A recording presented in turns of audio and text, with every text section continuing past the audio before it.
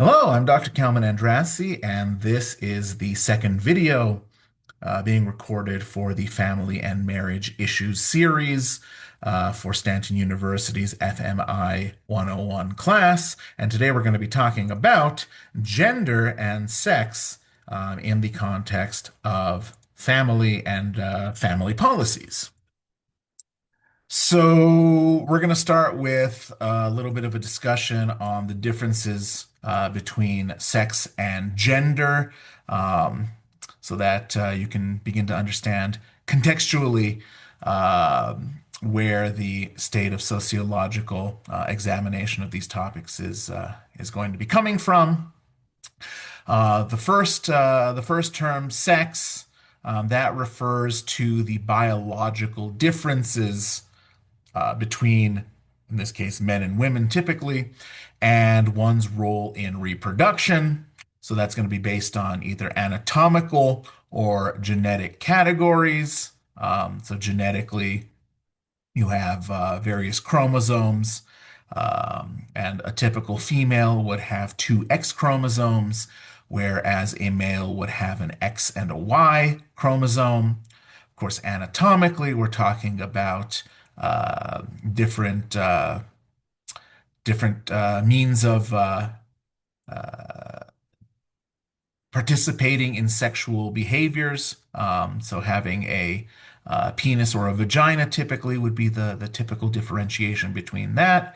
But it's important to note that not all anatomical categories are necessarily going to be easily distinguishable.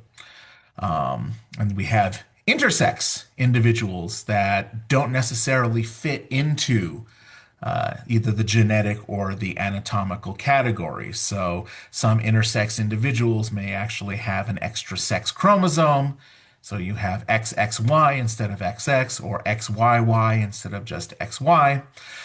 Or they may have ambiguous genitalia that often might not fit the typical definitions of what you would expect to see for males or females in that regard. So then gender is a different concept altogether, and it originally stems from linguistics. Some languages categorize words as being either male or female, or sometimes neuter or agendered. And that's going to be based on association with various cultural and social designations, often based on sex-related differences for different words. So perhaps certain words that typically are associated with women might have a female gender, whereas different concepts that are generally associated with males tend to have a more masculine gender designation. Sometimes just seemingly arbitrary assignment of male or female characteristics to certain words. But that's where the origin of the term gender comes from, and it's used in social identification to categorize individuals into either male or female or other categories, again, based on these cultural or social differences or things that are typically associated with what males or females are going to be involved with, or that they use on a day-to-day basis, or how they are expected to behave culturally within a society. So, that all being said, gender is a social construct, meaning that it varies based on cultural circumstances. Now, that being said, men and women have generally been viewed as fundamentally different for most of human history. There is a very clear designation between men and women.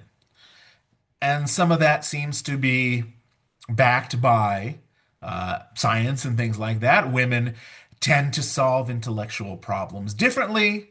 But that being said, there are no significant differences in intelligence between men and women. IQ scores more or less are very similar statistically between both groups. Um, Women tend to have higher mean IQs, but men tend to despite having perhaps a slightly lower mean IQ, tend to have a much higher standard deviation in their IQ. So there's no way of saying that either gender is more intelligent than the other. And of course, people possess both masculine and feminine characteristics. People engage in behaviors that are masculine and feminine.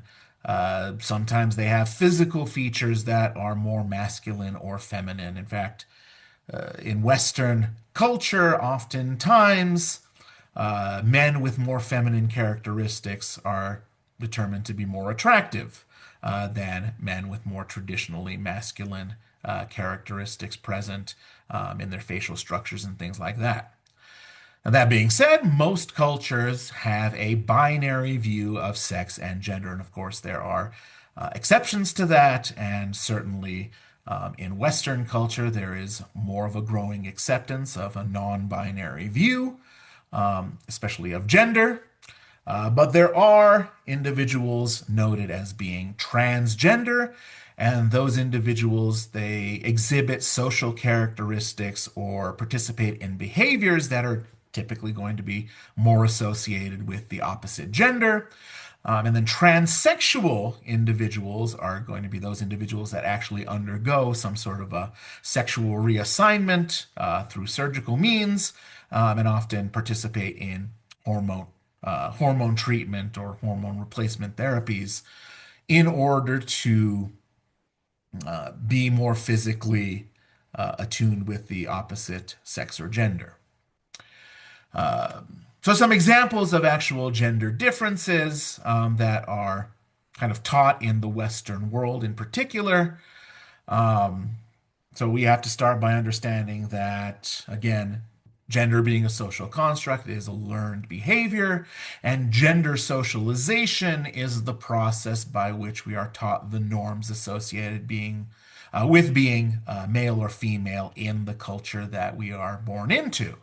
So some examples of that here in the West would be that dolls are generally seen as toys that are to be played with by girls, whereas things like toy guns and other things associated maybe with the military are going to be toys that are generally associated with being played with by boys. Again, in the West, the color blue tends to be associated with boys, and pink tends to be associated with girls. And it goes beyond just, the broader cultural symbolism of these colors or these different types of playthings. In education, for example, teachers oftentimes place social expectations on girls to be more quiet than boys, and allowing the boys to be a little bit more boisterous and rowdy in their behaviors. Different chores are often associated with boys and girls. Boys oftentimes may be tasked with doing more physical things like taking out the garbage or mowing the lawn, whereas girls are often associated with more domestic chores like perhaps being involved in the cooking process or learning how to sew clothing, to mend and repair it. Those are some of the social characteristics and designations and expectations placed upon the different genders in terms of what they're expected to do around the household. And then, of course, getting a little bit older, different job expectations for men and women, right? Men have traditionally become, police officers, firefighters, working in agriculture, working in construction jobs, whereas women have traditionally become teachers or nurses or secretaries or child care workers, right? And this isn't something that, is a relic of days gone by. There are, plenty of individuals that have have fallen upon these kinds of careers simply on the basis of the cultural expectation. I remember when I was a child, I talked about potentially becoming a teacher, and I distinctly remember having teachers say, "Oh, you don't want to, do things that are more like what boys like to do," and this was only less than 40 years ago. An ex-girlfriend of mine told me that she had no idea that she could have potentially pursued other careers than what she ultimately wound up doing. She said that if she had been informed of anthropology or electrical engineering, she probably would have gone into those college majors when she was younger rather than going into theatrical production. Um, and that being said, as an individual, she was working for a very large, one of the largest entertainment groups. She said that she faced a lot of negative pushback for working with electrical and sound equipment, for example, which the expectation was in the past that men would be involved in putting together sets and constructing the electrical and sound and lighting for major productions. And the fact that she had chosen a career in that, she did indicate that she received a lot of pushback from male colleagues in particular, and was relegated to what she would consider some of the easier roles in doing that kind of work. And again, this is, somebody that is currently alive, currently, kind of in the prime of their lives, still experiencing these gender differences. Um, Moving on, the concept of patriarchy. So we talked a little bit about patriarchal institutions in the initial video for this. Um, Patriarchy being a general system in which things like inheritance and whatnot are often placed in the hands of the males in society rather than the females. But more broadly, patriarchy is a system of society or government in which men hold social and political power and women are largely excluded from it. And that's been sort of the dominant social norm in the last couple of centuries or couple of millennia. And patriarchal norms are found in social, legal, educational, religious, and economic institutions. Um, and while the West is trying to trend toward more egalitarianism, um, the effects of a more patriarchal society are still arguably present in much of the way that our culture operates. Aside from the West, in some societies, women do not have the right to vote. They cannot initiate divorce proceedings. In some places, they cannot own property, they can't hold certain jobs, and they are restricted from engaging in certain types of social activities, right? So while that is diminishing in the West, I'm sure that many people could point out situations in which some of these realities are still present in Western society. As I talked about, the young lady previously that based on the job that she chose for herself is kind of limited in terms of what she's able to do.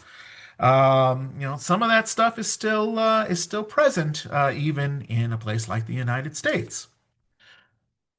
Now, patriarchal society ultimately places pressure on people to conform to their cultural gender stereotypes, and research tends to show that these kinds of gender concepts may be a little bit more fragile for men and boys than necessarily women, and it requires them to have a much more heightened adherence to masculine ideals or potentially be being risked to being viewed negatively by society, being called a sissy, for example.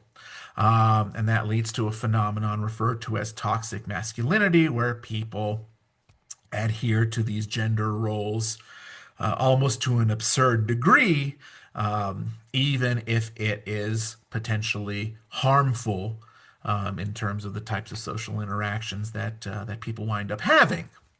Okay, so that brings up, the role of women in patriarchal societies, and some of the big issues that exist within those kinds of societies. Practices of female genital cutting, for example, are more prevalent in highly patriarchal societies.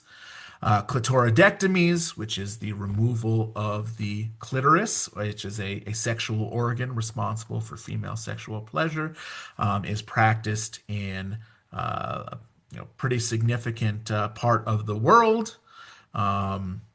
Infibulation is another type of classified as a stage 3 female genital mutilation, in which the vaginal opening is artificially narrowed or even sealed to make it tighter to enhance male sexual pleasure. So, of course, these are different types of activities that are taking place that reduce the amount of power that females have and place them into a submissive or subordinate position. Other realities of patriarchal societies: two-thirds of the 775 million illiterate people in the world are women. There's supposed to be million in there. So far more women are illiterate than men around the world. And of course, women have less political and social power in many places. And again, that's not something that's limited to places outside of the West. Take the United States, for example. We've never had a female president of the United States. Women have often been relegated to job positions that pay less than men.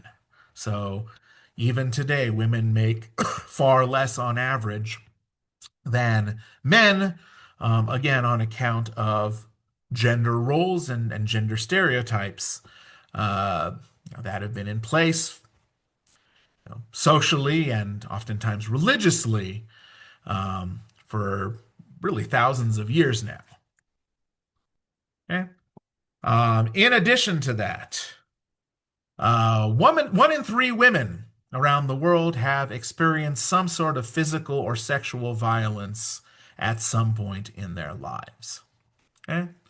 So, a big part of the push for more gender equality and sexual equality is to try to reduce instances of these kinds of violent acts taking place. Family planning programs around the world are generally associated with lower fertility rates and ultimately lower maternal mortality, meaning that women are less likely to die in childbirth.